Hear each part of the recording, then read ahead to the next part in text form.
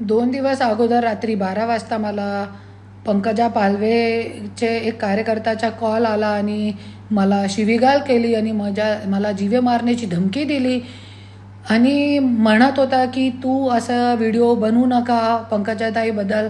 पंकजाताईने काही काम केले नाही, त्याच्यासाठी त्याचा तू पर्दाफाश करू नको. धनंजय मुंडेवरती काय तू व्हिडिओ बनवू नको, बोलू नको कोणत्याही.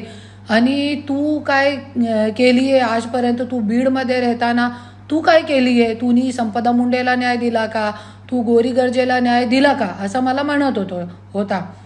तो मी सांगितला की मी मंत्री नाही आहे आणि मी जरी मंत्री असती तो आज रणजित निंबाळकर आणि अनंत गर्जे जेलमध्ये असता. जरी मी होती पंकजा पालवे ताईचे जागेवरती मी मंत्री असती तर.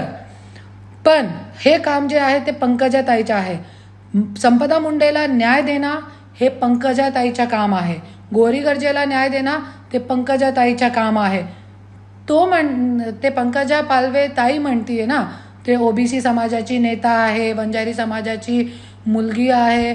ते वंजारी समाजाची महिलांना न्याय देणं त्यांचा फर्ज आहे आणि वंजारी समाजाच्या लोकांनी त्यांना निवडून दिलेलं आहे. तो त्यांना विचारा तुम्ही. आणि तुम्ही मला शिवीगाळ करण्यापेक्षा, मला जीवे मारण्याची धमकी देण्यापेक्षा तुम्ही तुमच्या नेत्याला सांगा लोकांचे काम करा. फक्त जातीपातीचा राजकारण करून स्वतःची पुऱ्या भाजून मोठे मोठे भ्रष्टाचार करणारे हे लोक. चिक्कीचा घोटाळा केला होता, मोबाईलचा घोटाळा केला होता, माझ्या नवऱ्याने मला सगळं सांगितलेलं आहे. तरी पण मी आज गप्प आहे आणि खूप मोठी मोठी आहे ह्यांचे.